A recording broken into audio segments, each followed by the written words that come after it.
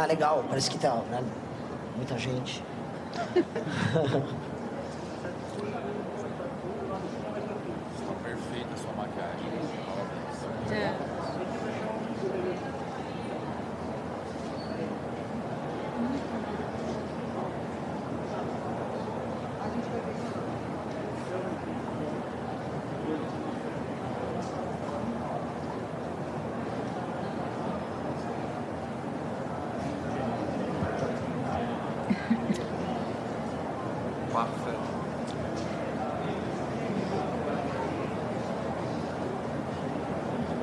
Minha coordenadora me autoriza?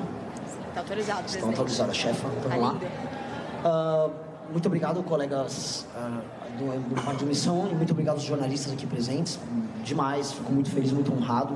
Surpreso até, novamente, fico desconcertado com esses microfones todos. Então, como o discurso já foi feito, acho que aqui me abro apenas para perguntas. E os demais também, se houver perguntas para os pré-candidatos sem candidatos ao governo, por favor, podem fazê-los.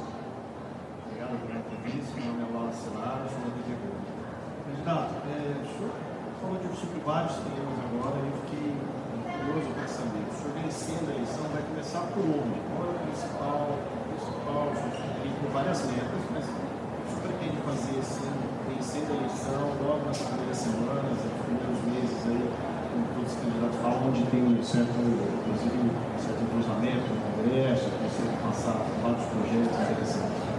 Wallace, bom, que legal responder o Wallace, Lara, fico muito feliz. Wallace, a primeira coisa que eu digo para você é agenda fiscal, uma reforma fiscal que retire o Brasil da rota de colisão. O Brasil está quebrando, o Brasil está indo com uma rota de dominância fiscal nos próximos 2 anos, ou seja, os juros vão explodir, vamos ter uma crise inflacionária, então nós temos que fazer profundos cortes de gastos já na transição, antes mesmo de eu assumir, e iniciar com alterações nas leis penais o nosso combate ao crime organizado. Os brasileiros precisam sentir nos 6 primeiros meses do ano uma queda nos juros, um aumento no poder de compra e a redução no medo de sair na rua e ver seu celular ser roubado ou seu carro ser roubado. Eu terei fracassado se eu não conseguisse nos 6 primeiros meses. Então isso é prioridade, não é nem digo zero, a prioridade anterior é o seu mandato. Nós temos que tocar isso já na transição, nosso deputado já passaria a tocar isso no primeiro momento, no D1, após a vitória.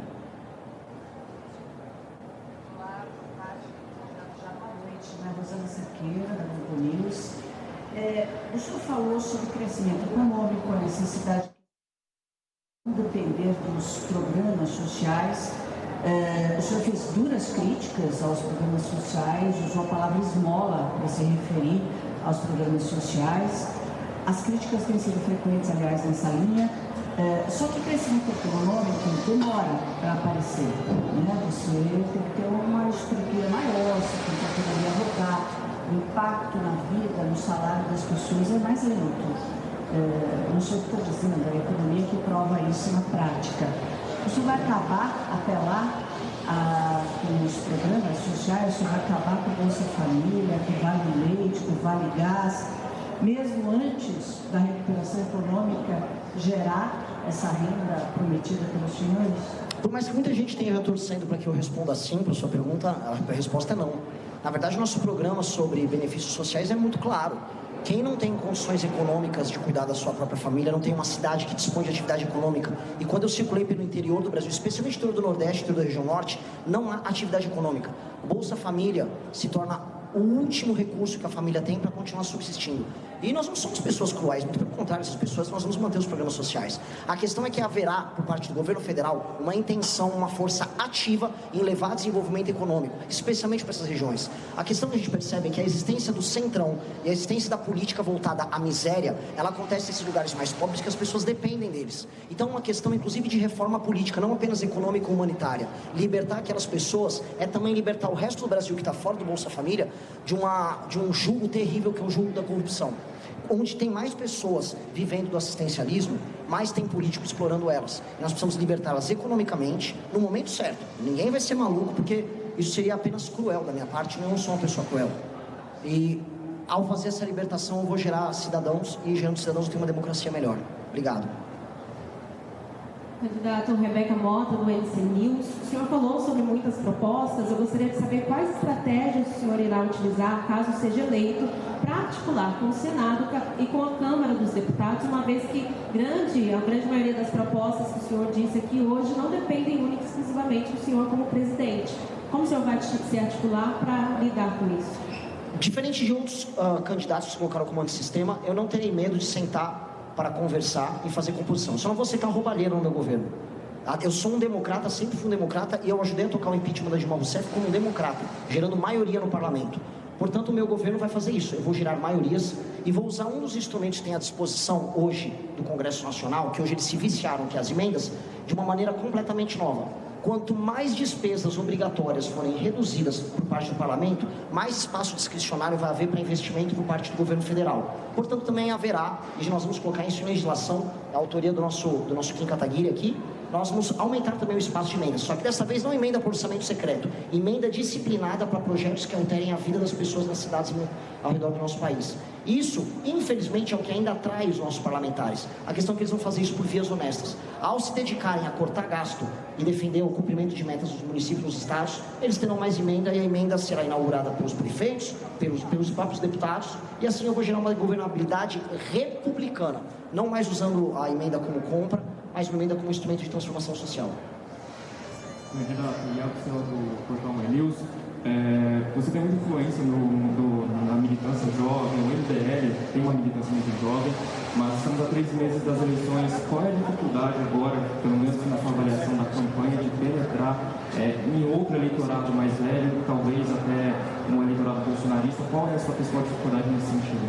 Eu não tenho essa dificuldade, apenas eu não tenho ainda a exposição nos grandes meios. Agora, como eu me torno candidato, eu estarei disponível para falar na televisão, para participar de debates, e as pessoas mais velhas que costumam acompanhar outras mídias que não as redes sociais, elas terão um contato conosco. As ideias que nós defendemos são ideias que pessoas mais velhas concordam. Elas apenas não sabiam porque elas estavam presas, às vezes, nas ilusões que são oferecidas para elas pelos outros grupos políticos. O bolsonarismo prendeu as pessoas numa ilusão. E basta elas verem algo novo, e a verdade é como água mineral, é como água limpa, basta elas verem água limpa que elas vão querer beber água limpa. E a gente vai oferecer água limpa para elas. Boa noite, na verdade, sou Pedro Fagundes da CBN. Queria saber, candidato, a colega falou, na verdade você respondeu a pergunta da colega falando de que você é uma pessoa cruel, claro, então não vai tirar todos os programas de assistência social de cara, porém, durante o seu discurso, você chegou a falar que nós somos uma geração que vai ter que passar por sacrifícios. Gostaria de saber que sacrifícios são esses que a gente vai ter que passar para que a próxima geração consiga nascer e passar por novas benesses. Quais seriam esses sacrifícios? Nós vamos trabalhar mais do que todas as outras gerações. Nós vamos transformar um país que perdeu completamente a autoestima num país sério. Nós vamos ter que trabalhar e trabalhar muito para ver as favelas do Brasil se tornarem bairros. Nós vamos ter que lutar para transformar as cidades do Brasil que estão se tornando inóspitas, com as ruas à noite tomadas pelo medo, em lugares passíveis de serem habitados. Nós vamos todos ter que trabalhar, e trabalhar muito por isso. Muitas pessoas vão ver o trabalho, vão lutar com o trabalho, mas não verão um resultado através da melhor vida possível que o futuro, que os filhos deles verão. É disso que eu estou falando. Mas a vida vai se tornar muito melhor do que ela está hoje. O que eu prometo para as pessoas é que só de fazermos as reformas econômicas e só de destruir o crime organizado, andar na rua e comprar os seus produtos mais básicos e não precisar você parcelar o seu iFood, isso será uma conquista básica. É que nossas ambições futuras são tão grandes, que o que nós vamos conquistar no presente é pouco do que nós vamos conquistar no futuro. Os seus filhos, os seus netos, eles verão um tipo de país que será respeitado lá fora. Então o sacrifício que eu falo é o sacrifício do trabalho. E aliás, até com relação até à pergunta anterior, nem o sacrifício do bom trabalho está sendo oferecido para os brasileiros. Está oferecido hoje para os brasileiros o sacrifício da desistência. Isso eu não aceito. A desistência não haverá. Agora haverá trabalho, e muito. Vai ser o país do trabalho para conquistar o país do futuro. É basicamente isso. Muito trabalho. Boa noite, candidato. Me chamo Guilherme Carvalho, sou do Valor Econômico. Eu gostaria de perguntar qual será a posição da sua candidatura, ou quando for eleita, em relação ao Supremo Tribunal Federal. Eu sei que o MBL, o Partido Democrático, já fez críticas diretas aos ministros, tendo como exemplo o ministro Alexandre de Moraes, mas num governo será combatido ao Supremo ou tentará aprovar projetos para, na avaliação, restringir o papel do Supremo? Como será a condução do governo nesse caso?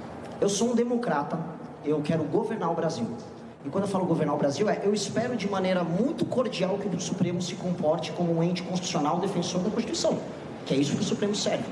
E se ele se comportar dessa maneira, eu agirei também da maneira mais respeitosa do Supremo, porque é assim que o presidente da República tem que ser.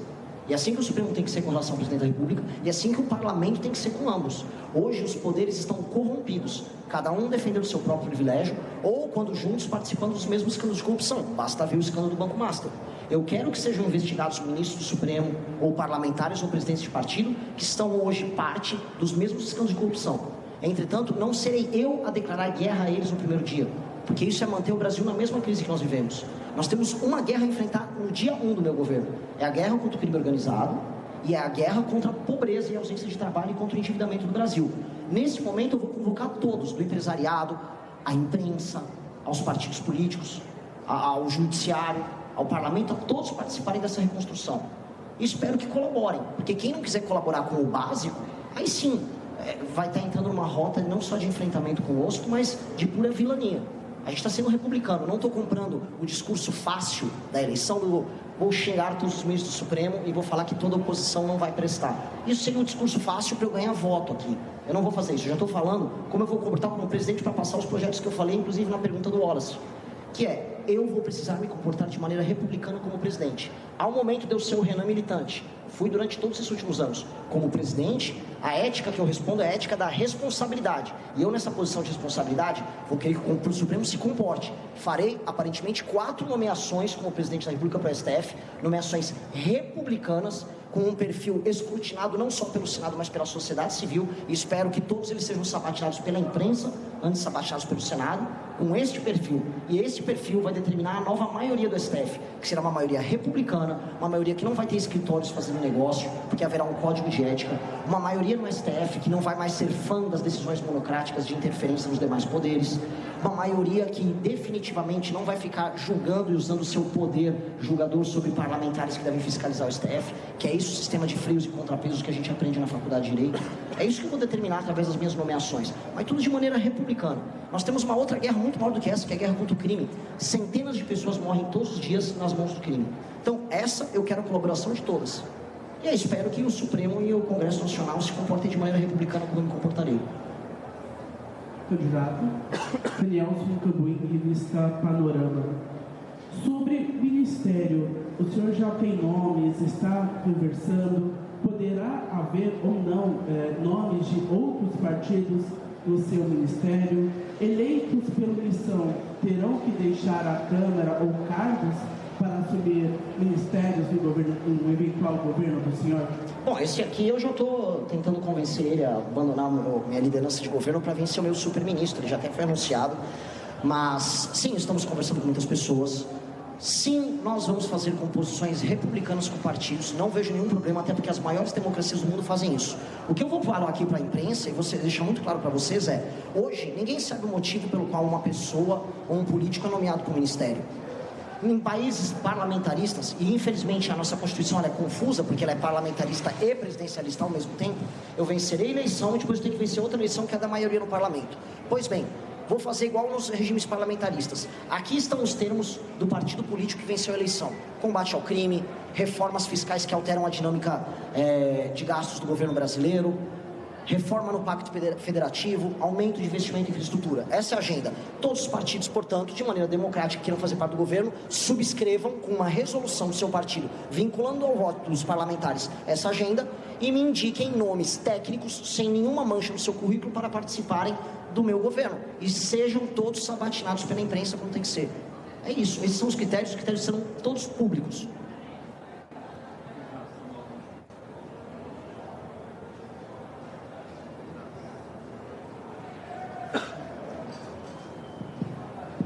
Candidato Samuel Canchur de Metrópolis, a gente sabe que a principal expressão, uma das principais expressões de democracia durante uma campanha eleitoral são os debates. A gente vê um movimento dos 2 primeiros colocados, para Bolsonaro e Lula, de não comparecer ou deixar em suspenso se vão comparecer aos debates. Queria entender como o senhor avalia esse comportamento deles e se o senhor se compromete a comparecer aos principais debates que estão já marcados. O Lula e o Flávio Bolsonaro acham que democracia só é bom quando eles ganham, ou quando eles levam vantagem. Por isso que o PT nunca reconheceu de verdade a vitória de nenhum de seus adversários, sempre tratou o adversário que assume o poder como alguém que tem que tomar um impeachment na hora. E o bolsonarista, ele, quando perde uma eleição, ele reclama da urna. Agora, quando ganha, ele não reclama. Então, esses caras são casuístas. Eles não gostam de democracia e eles não têm ideias a oferecer. O Lula vai falar o que comigo no debate? Que ele vai oferecer mais um pé de meia? Que ele vai oferecer mais um Vale Gás? Qual é o projeto dele? Eu não estou nem falando dos escândalos de ambos. O Flávio vai falar para mim, ele vai ter a cara de pau de vir num debate explicar como ele vai conseguir dar mais de 100 milhões de celulares para mulheres e idosos no Brasil. Isso vai custar mais de 150 bilhões de reais no ano. Onde ele vai arrumar esse dinheiro? Ele não tem coragem, ele só consegue falar isso sozinho numa câmera. Então, basicamente, como bons pseudo ou falso democratas, eles não irão aos primeiros 2 debates. Isso a gente já sabe. Continuo desafiando, eu já disse para todo mundo, já disse para a imprensa, olha, se eles precisarem, eu nem pergunto coisas difíceis. Eu pergunto coisas fáceis. Respondo aí só de projeto de governo. Não tem problema nenhum. Mas vão ao debate. Vão ao debate. Prestigiem as pessoas que ficam brigando nas redes sociais o nome deles. Eles fazem um monte de gente ficar se matando em rede social lá, defendendo eles, mas na hora de aparecer no debate eles não vão. Que coisa pequena. Que gente mesquinha. Aí vão os dois ficarem gritando democracia. Gente mesquinha e pequena. Não tenham medo de mim, eu não mordo. Eu só falo algumas verdades. E eu vou falar nem todas as verdades, nem vou precisar falar todas para ganhar deles. Eu volto a colocar, é um senhor senil com um grande histórico de corrupção e um cara com um QI baixíssimo, com um histórico de corrupção recente, envolvimento com a turma da banda podre da política carioca, ligada ao Comando Vermelho, concorrendo do outro lado. É por isso que eles não querem ir, é só isso. Boa noite, candidato. Eu sou Ana Lampes, da The Economist, a revista inglesa. Você acaba de falar para fim dos cortes de gasto na transição. Pode ser mais específico? Quais gastos? De maneira muito clara, vamos rever renúncias fiscais. De maneira muito clara, a gente está falando sobre desvinculações de determinados gastos na área de saúde e educação, na parte de aumentos deles. Estamos falando de algumas desindexações em gatilhos automáticos de aumentos de gasto do governo. E isso vai gerar, em coisa de 4 a 5 anos, que me corrija aqui o ministro Kataguiri, coisa de R$1 trilhão em economias.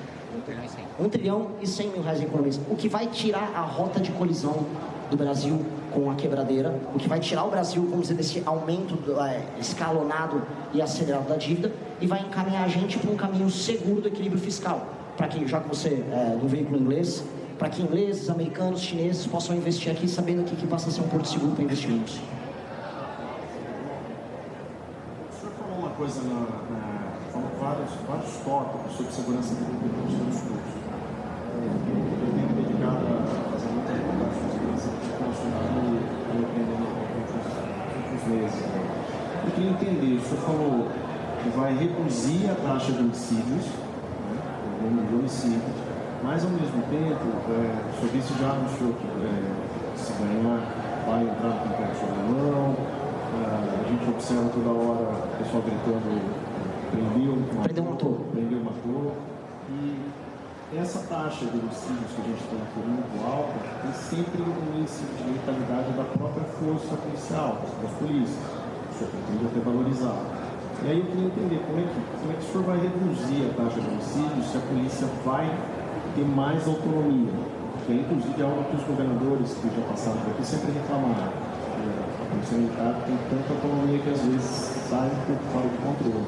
Então eu queria entender como é que o senhor vai aumentar o combate e reduzir o número de homicídios. De uma forma muito clara. Eu proponho agora, então, como comunicado oficial para todos os traficantes que ocupam o território brasileiro que eles se entreguem sem combate. Aí nossa polícia não precisa matar ninguém. Eu não gostaria de matar alguém por matar. Agora, se alguém quiser combater de maneira armada a polícia, ele encontrará um enfrentamento devido. Não existe guerra unilateral. Nós vamos encontrar um inimigo que quer guerra. Se ele quiser se entregar, nós entregaremos ele para a cadeia, que é o que nós queremos fazer. Nós somos um país republicano. Agora, se eles quiserem um enfrentamento, eles terão um enfrentamento. O que nós não podemos negar, olha só, desculpa estender aqui um pouquinho, é ficar numa ficção em que um lado mata as pessoas, e nós temos mais de 100 homicídios diários, e o outro não tem um plano de ação coordenado para fazer o enfrentamento. Eu volto a colocar, eu adoraria apenas que eles se entregassem. Se puderem se entregar, eu ficaria muito feliz que nenhum dos nossos policiais aqui tivessem uma sequer baixa dos seus inimigos, até para não morrer policiais também na troca de tiro. Seria um cenário perfeito. Agora, será que eles vão fazer isso? Sim. E é curioso até porque aqui em São Paulo o nosso problema não é com homicídio, nem na torcida. O roubo, sim, o roubo. Então eu queria entender, como é que vai ser a sua polícia nesse caso? Porque a gente já teve experiências assim, e esses números que o senhor se referiu são consequências de mais autonomia da polícia, como a gente tem visto aqui em São Paulo. Os números de homicídio não são consequência da ação policial, eles são consequência da ação do crime. A maior parte dos homicídios no Brasil não são gerados pela ação policial, eles são gerados pelo crime. Milhares de pessoas morrem diariamente nas mãos do Comando Vermelho, do PCC, do Bonde dos Malucos, da ADA e de outras facções que tomaram o território nacional. Eu não posso, por mais que eu seja paulista, tomar o todo pela parte. São Paulo não é o Brasil. Santa Quitéria, que é uma cidade que foi tomada pelo Comando Vermelho no Ceará, ela vive uma situação muito diferente de São Paulo, de Vinhedo. Se eu for falar da periferia de Fortaleza, ela vive uma outra situação. Bahia está sendo tomada de homicídios. O Amapá está tomado de homicídios. As pessoas têm medo do homicídio, assim como outras têm medo do furto e roubo, assim como mulheres têm medo da agressão de um eventual namorado, de um marido, numa relação. Nós temos crimes diferentes, mas como regra geral para tudo, nós temos a impunidade. O Brasil se tornou o país da impunidade. E o homicídio se tornou regra nos lugares mais pobres do Brasil. Eu rodei todos esses lugares, do Pará, o Maranhão, e as pessoas me pediam desesperadamente: acabe com esses caras. Eu não vou necessariamente acabar matando eles. Agora, se eles quiserem atirar contra o policial, eu não vou impedir o policial de fazer uso das suas prerrogativas. É isso. Pode falar. Candidato, boa noite, Lucas aqui do UOL. Queria saber porque em junho vocês tiveram a candidatura do Kim ao governo de São Paulo e agora nas apresentações não tem nenhuma menção candidato, é um possível candidato aqui em São Paulo, e a gente sabe que Minas, Rio e São Paulo decidem as eleições para serem as três maiores prefeituras aqui do Brasil. Quem que vai ser o candidato? Daqui a um nome, algo definido? Como é que está isso? Ainda não está definido por hora. São Paulo. O Kim, ele aceitou uma missão maior do que ser candidato ao governo de São Paulo. Se eu vencer a eleição, será porque Kim Kataguiri assumiu a posição que ele assume hoje. Não só apenas o Kim, Amanda e o Haroldo. Minha campanha agora se tornou completamente outra depois da adesão deles. Então, nossos planos hoje, por mais que eu ame meu estado, por mais que eu seja paulista, a bandeira das 13 listras, povo bandeirante, eu sou brasileiro também, e minha missão maior agora com o povo brasileiro do que o povo de São Paulo, por mais que eu ame meu estado. Isabela, do Folha de São Paulo. Durante seu discurso, o senhor afirmou que quer transformar favelas em bairros e favelados em cidadãos. Eu gostaria que você explicasse o que você quis dizer com transformar favelados em cidadãos, já que moradores de favelas já são cidadãos brasileiros, com direitos e deveres garantidos pela Constituição. E, além disso, eu também gostaria que você dissesse o que pretende fazer para desfavelizar o Brasil. Vou começar pelo começo, então. A Constituição garante uma série de direitos. Liberdade, direito de ir e vir, direito de propriedade, direito à habitação. Alguém ali dispõe desses direitos? Ninguém dispõe. São direitos nominais. Eu colocar um direito num papel não significa que ele se realiza na realidade. Inclusive, veja só, eu sou uma figura de direita. O maior crítico disso é a esquerda, historicamente. Materialmente falando, eu ficar citando nominalmente direitos, dizendo que eles existem, não faz com que eles se realizem no plano da realidade. Eu tenho que executar os direitos. Torná-los cidadãos é uma constatação de que tem uma parte do povo brasileiro que é tratado como bicho, às vezes nem sequer como gente. E entregar a eles o direito à moradia, ao direito a viver num bairro decente, a ter um emprego perto de casa, a não ter que ficar se submetendo ao bandido, é entregar direitos humanos a eles. Essas pessoas, infelizmente, não são titulares de direitos. Segunda coisa, o que é uma política de desfavelização? Eu já vi gente falar, o Renan vai pegar uma retroescavadeira e tirar as casas ali. Mentira! A nossa política de desfavelização é literalmente tornar o que a gente chama de favela em bairro, em levar esgoto e fornecimento de água, a acabar com a taxa altíssima que nós temos de tuberculose em favela, porque os becos fazem com que a umidade fique muito mais alta do que num bairro comum. É fazer com que a gravidez na adolescência despenque, porque existe inclusive uma pesquisa na favela da Maré, a presença de gravidez adolescente nas favelas é muito maior. Os casos não reportados de violência contra a mulher na favela que existem são muito maiores. As mulheres têm medo de fazer o reporte disso. Todos os lugares muito pobres, aí não só favelas, estou falando de cidades muito pobres. Mulheres falam, olha, eu não posso denunciar. Pessoas que são assaltadas ou que foram alvo de abuso, homens que tomaram porrada no meio da rua, pai de família, porque quis pegar um Uber e não um mototáxi ligado à facção. Esses caras não reportam os crimes que eles sofrem. Tudo isso é algo que acontece com gente que é vítima do tipo mais baixo de banditismo, que a gente vê... como aconteceu no Haiti, que vem em alguns ainda, infelizmente, lugares na África. Eu quero tornar essas pessoas cidadãos. É isso. Isso é a coisa mais republicana, isso é a coisa mais bonita, e esse é o maior programa social do nosso governo. Tenho muito orgulho de defender isso. Isso vai vir com título de propriedade, corte de gastos do governo, um programa nacional de desfavelização, uma adequação desses bairros, e vai ser muito sensível que nós vamos fazer. Quem mora numa encosta não vai poder continuar morando na encosta, nós vamos construir um prédio para essas pessoas. Quem mora num bairro plano que já está se urbanizando e que tem até comércio, nós vamos terminar de adequar aquele ambiente, aquela pequena propriedade. Nós vamos fazer ruas, nós vamos levar saneamento, iluminação para esses locais, nós vamos levar escola para esses locais. Isso é tornar essas pessoas cidadãs, acima de tudo. Essa é a grande política de desfavelização. E eu vou falar, se nós entregarmos isso, meu plano é entregar isso em pelo menos 15 anos. Mudou a paisagem urbana do Brasil. País sério no mundo não tem favela. Não existe país sério com favela. Nós vamos ser um país sério não tendo favelas. Candidato, boa noite. Matheus Dias, da Jovem Pan. Hoje foram apresentados pelo menos os principais projetos que constam no Livro Amarelo. Não sei se chamam. São projetos, claro, ambiciosos. Projetos que precisam de parcerias do Congresso também para conseguir fazer com que esses projetos passem, que eles vão para frente.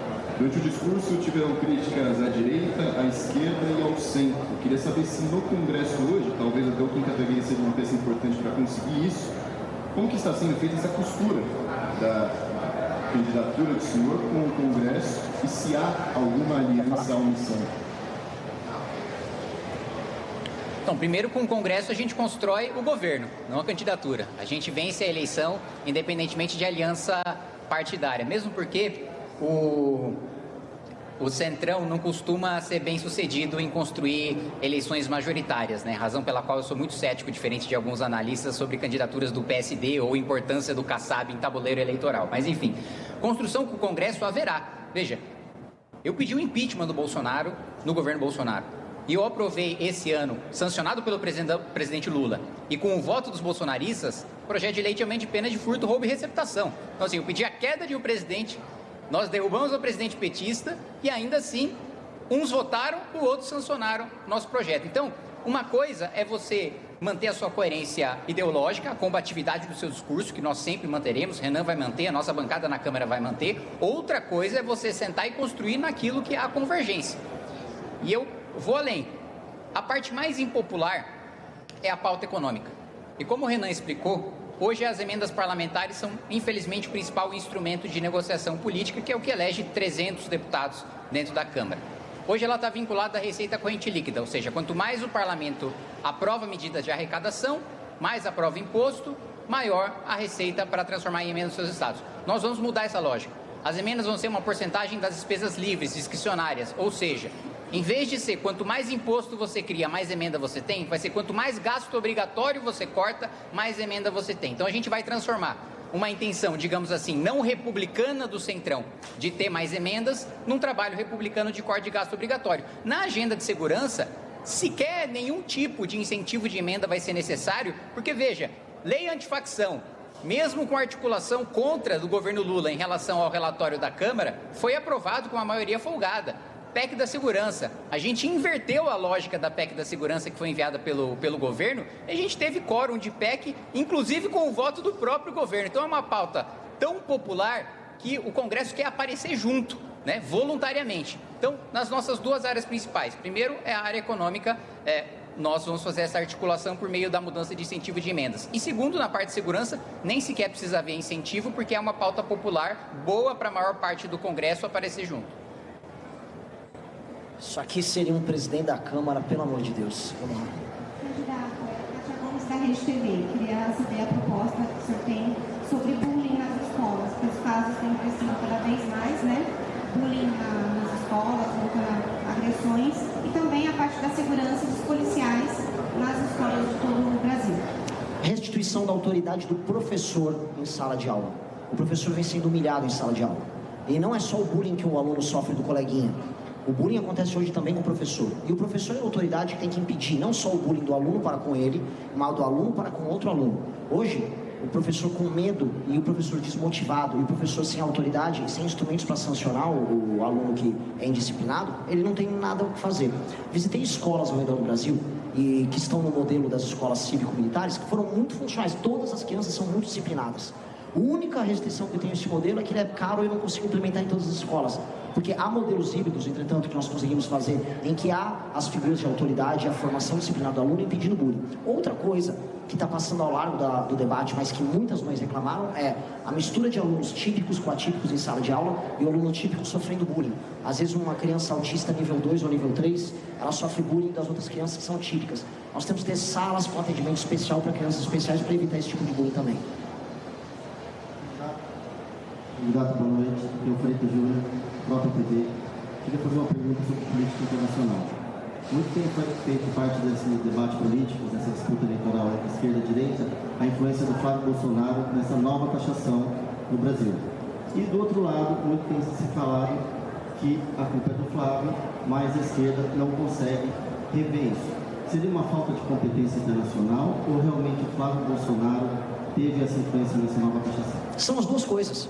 Imagina, você é o Lula, você tem o Itamaraty à disposição, você tem pessoas de carreira bem formadas, você tem relatórios recorrentes sobre o novo presidente eleito americano, que é o Donald Trump, e todo mundo sabe, todo mundo que lê qualquer notícia internacional, acompanha a política americana, sabe, e o Brasil tem relatórios da Embaixada Brasileira dos Estados Unidos, que ele iria adotar essa nova política comercial e de taxação e que ele iria submeter toda a América Latina ao seu projeto político de enfrentamento com a China. Todo mundo sabia de antecipação. O governo brasileiro, Lula, não tinha um projeto, não teve nada a fazer. Ele manteve sua lógica internacional de conflito e terminou humilhado pelo Trump internacionalmente. E aí ele fica fingindo que briga, ele grita numa discussão, mas acaba cedendo, e hoje até agora não soube fazer o enfrentamento verdadeiro às sanções que nós tivemos. Tampouco vimos uma discussão séria sobre a questão das terras raras com os Estados Unidos, mas vimos cada vez mais a chegada de empresários americanos para negociar com empresários brasileiros aqui. Então, de um lado nós temos um governo Lula muito fraco, que não fez a lição de casa sobre esse assunto, e me assusta, porque relatórios existem. Eu acompanho política externa, eu já sabia, qualquer um aqui que cobre política internacional sabe. E do outro lado, a família Bolsonaro é apenas vassala do Trump. Não é nem que eles são vassalos do Partido Republicano, ou do governo americano, ou dos Estados Unidos da América. Eles são vassalos do Trump. E aí eles estão atendendo ao interesse imediatíssimo do Trump. Não à toa, o senhor Eduardo Bolsonaro fica lá viajando, ganhou agora um green card. Eles são apenas, vamos dizer, soldadinhos do interesse do Trump aqui no Brasil. As pautas das minorias, qual seria a pauta do senhor se eleito contra o racismo, contra a LGBTfobia, contra a misoginia? Qual seria a pauta do senhor? De maneira clara, lei e ordem como para todos os outros cidadãos brasileiros.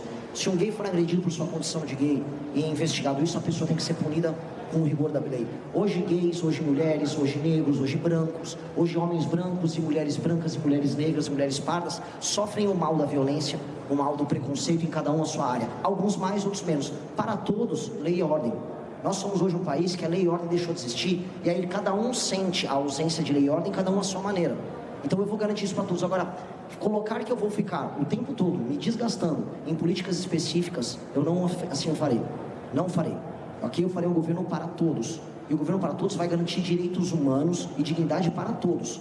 Se um sujeito aparecer querendo agredir alguém gay por sua condição gay, esse cara vai sofrer todo o rigor da lei. A nossa polícia e o nosso judiciário, numa nova metodologia, com muito rigor e muito enfrentamento, com câmeras nas cidades, com investimento do governo federal em câmera, com um processo investigativo muito mais veloz, com um novo inquérito policial, tudo isso vai acontecer mais rápido e todos, brancos, negros, gays, héteros, todo mundo que seja, vai se sentir mais seguro. Porque esse é o país que a gente precisa viver. Eu gostaria de fazer uma pergunta em relação aos candidatos a governadores. Teve a situação do Ben Mendes em Minas Gerais, que disse que não iria participar dos debates, que os televisões não iriam chamar, e que isso poderia fazer ele mudar para o Senado. Gostaria de fazer essa pergunta ao Ben Mendes, se ele considera ainda essa possibilidade, e também aos outros candidatos a governos, se não participarem dos debates, ou se entenderem que as televisões não chamaram, não estão sendo chamados para essas discussões, se também tem essa possibilidade de mudar para o Senado ou para outras candidaturas, outros cargos. Pois não. Como é o nome do senhor? Guilherme. Você é um pouquinho mais alto. Um pouco mais alto. Guilherme, nós temos um projeto que é um projeto nacional e ele vai passar pelos estados. Nós acreditamos nisso. Os senhores estão aqui hoje e conheceram o projeto nacional da missão. Por causa disso, algumas forças políticas no estado de Minas Gerais e também a nível nacional, o presidente está sofrendo a mesma coisa, querem nos impedir de participar dos debates. Por quê? Porque a experiência já tem mostrado que quando vencemos, quando rompemos a barreira do desconhecimento, nós convertemos apoio e esse apoio é muito mais substancial. Então, por essa razão, lá em Minas Gerais, grupos políticos tradicionais colocaram uma regra de que o Partido Missão não poderia participar dos debates, porque os debates é a principal oportunidade para que a sociedade conheça o nosso projeto, a gente rompa a barreira do desconhecimento e converta em apoio. Como eu estou aqui representando o Partido Missão e acreditando que é o projeto que vai transformar o Brasil, passando também pelos estados, eu me coloquei à disposição da nossa nacional para que, se eles boicotarem a missão dos debates, eles não conseguirão nos boicotar no debate nacional. Por quê? Porque se eu não vou como governador por estratégia para que eles desidratem a nossa campanha e nos torne menos conhecido, eu me disponho ao Senado Federal, porque em Minas Gerais tenho o respeito e o conhecimento de grande parte da sociedade no trabalho que já fazia. O Senado Federal também é igualmente importante como um governo de Estado. Mas o meu desejo, já disse aqui a Nacional, o nosso desejo é concorrer a governo do Estado de Minas Gerais. E essas forças políticas, elas precisarão de entender que nós temos projeto e nós vamos debater ideias. Nós não vamos para os debates para buscar lacrar, nós não vamos agredir ninguém, nós vamos lá para debater ideias, apresentar propostas. Então, hoje, eu estou 100% à disposição do nosso partido para acompanhando o Congresso do Missão em São Paulo. Aí quem está falando é o Ben Mendes. E lembrando para você que amanhã, a partir das 9h30, a gente está de volta para acompanhar a convenção do Partido dos Trabalhadores, que vai anunciar oficialmente a candidatura de Luiz Inácio Lula da Silva à presidência da República. Nós vamos continuar transmitindo, então, a coletiva de imprensa do Renan Santos. Fica com a gente, se inscreve no canal e eu vejo você amanhã.